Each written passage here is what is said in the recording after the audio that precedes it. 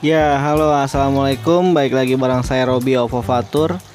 Nah, video kali ini adalah pemijahan kedua ikan mas koki di akuarium ya. Jadi ini sore, dimasukinnya sore. Ini hampir setengah 6 maghrib, jam 5.21. Ini jadi sore hari ya. Nah, yang kita butuhin itu seperti biasa, kita bawahnya pakai paranet, atasnya pakai tanaman air, bisa pakai eceng gondok, apu-apu, ataupun kalian punyanya apa, atau alternatifnya kalian bisa pakai tali plastik yang disuir-suir gitu. Setelah media sudah masuk semua, ini adalah akuarium kecil ya. Saya pakai akuarium kecil. Ketinggian air tetap sama, yaitu cuma 20 cm ataupun 1 jengkal. Lebarnya itu sekitar 2 jengkalan atau kurang lebih 40 sentian. Untuk kesananya cuma 25 cm ya. Jadi ke sebelah sini ke lebarnya cuma 40 cm, ke sana 20 cm. Jadi 40 kali 25 ya. Diendapkan dulu seperti biasa, air harus diendapkan dulu dari pagi sampai sore. Nah, tadi sore itu jam setengah 6 kita masukin biar dia adaptasi. Next, kita percepat aja. Nah, ini udah pagi hari. Dia udah mulai bertelur. Kalian bisa lihat telurnya udah menempel di tanaman air tuh. Itu telur-telur ikan mas koki yang udah keluar. Baru sebagian sih karena ini masih pagi. Bisa kalian lihat tuh di akar itu udah banyak banget. Di paranet, di batu juga udah banyak banget. Sebenarnya sih ini kalau saya anjurkan sebenarnya harusnya 2:1 ya, 2 jantan 1 betina, tapi dikarenakan emang posisinya si jantan yang satu lagi sakit, jadi saya juga pakai 1:1 karena emang si yang satu lagi sakit. Dan ini pun jenisnya beda, yang jantannya Ryukin dan si betinanya Oranda. Dan mereka akan saling kejar sampai sekitar jam 10 pagi ya. Jadi ini masih pagi banget. Saya ingetin lagi, ketinggian air cukup 20 cm saja atau 1 jengkal. Dan ini masih jam 6.40. Ini masih pagi banget. Jadi masih banyak waktu untuk mereka memijah. Langkah selanjutnya itu kita cuma nunggu aja sampai mereka nanti benar-benar berhenti kejar-kejaran seperti ini. Jadi mereka akan berhenti kalau misalkan udah habis si telurnya. Nah, kalau gibasan seperti itu biasanya telurnya keluar. Kalian bisa lihat, nah itu ada telur-telur yang lagi jatuh ya. Langkah selanjutnya kalian harus siapin media-media untuk nanti penyimpanan telurnya ya. Jadi untuk penetasan maksud saya.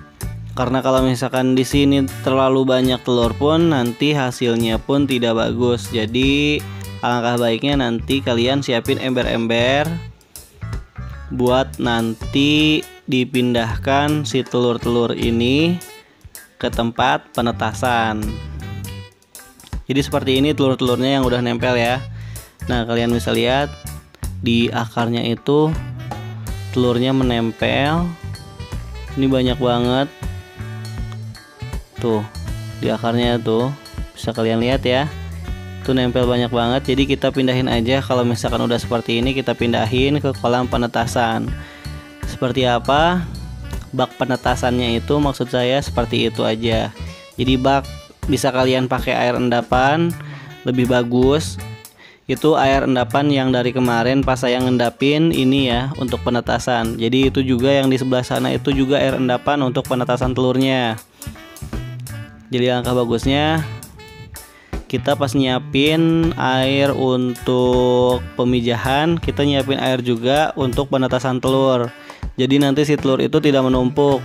Nah ini eceng-eceng yang baru lagi kita masukin karena masih pagi. Jadi kemungkinan mereka masih banyak ngeluarin telur. Jadi langkah baiknya kita masukin media-media baru, nggak apa-apa. Dimasukin ke sini nanti biar nanti dia telurnya tuh nempel lagi nih di si tanaman airnya. Jadi kita keluarin dulu media-media yang dari awal tadi. Kita keluarin. Ini saya akan coba angkat paranetnya dulu karena emang si di paranet ini udah lumayan banyak ya. Jadi kita angkat. Nah kalian bisa lihat di batunya nih. Lihat ini telur semua. Keren nggak? Wah mantap. Jadi yang di batu ini kan dia fungsinya untuk apa?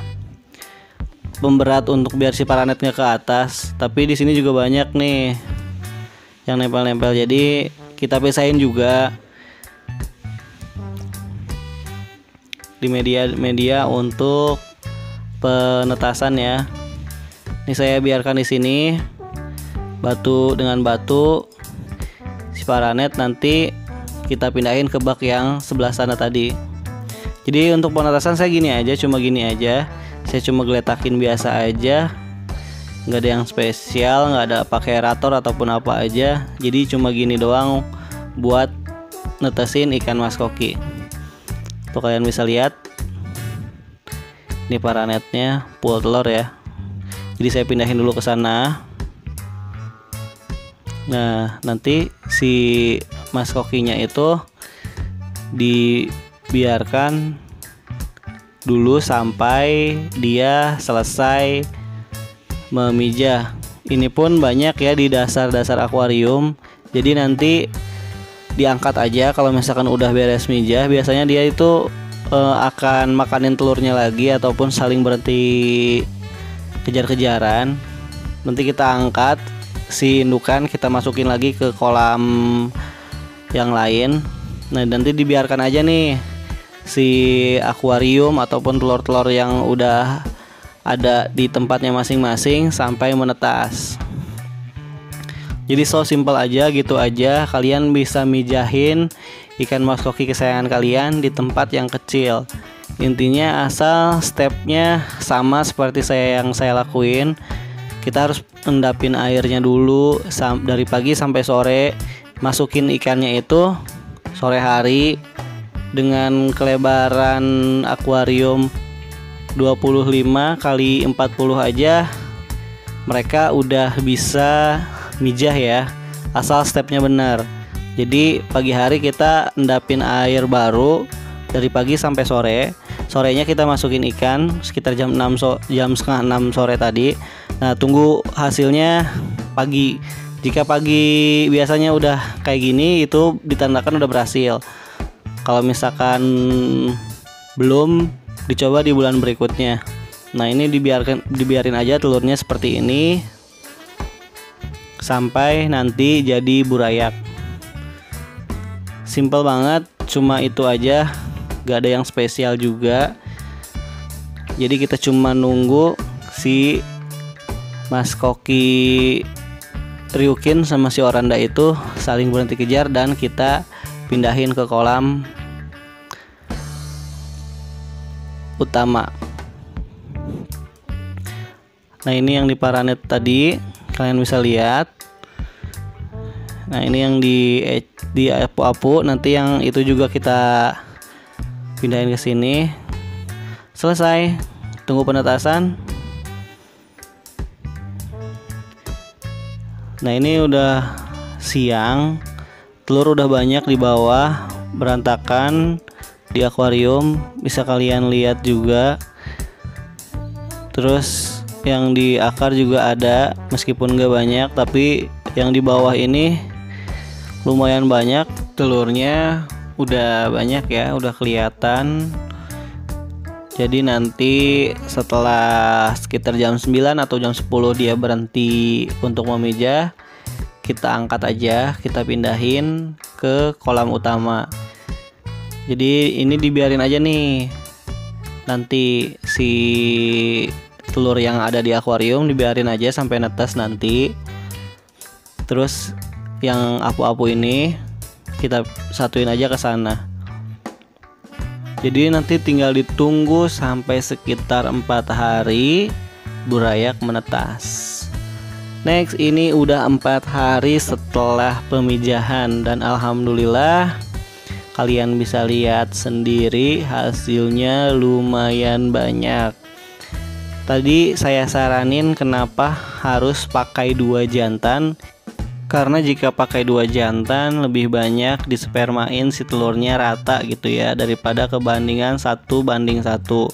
Jadi bakalan lebih banyak lagi nih yang netes. Tapi ini juga udah alhamdulillah banyak. Karena tadi saya bilang si jantan yang pertama lagi sakit, jadi ya nggak apa-apa. Ini juga hasilnya udah alhamdulillah segini. Jadi mungkin untuk video sekarang itu aja, cara ngebreed ikan mas koki dari awal sampai jadi burayak ya. Jika ada yang mau ditanyain silahkan coret-coret di bawah di kolom komentar. Nanti insya Allah saya jawab kalau misalkan pertanyaannya saya tahu. Jangan lupa subscribe dan like juga ya. Terima kasih. Assalamualaikum warahmatullahi wabarakatuh.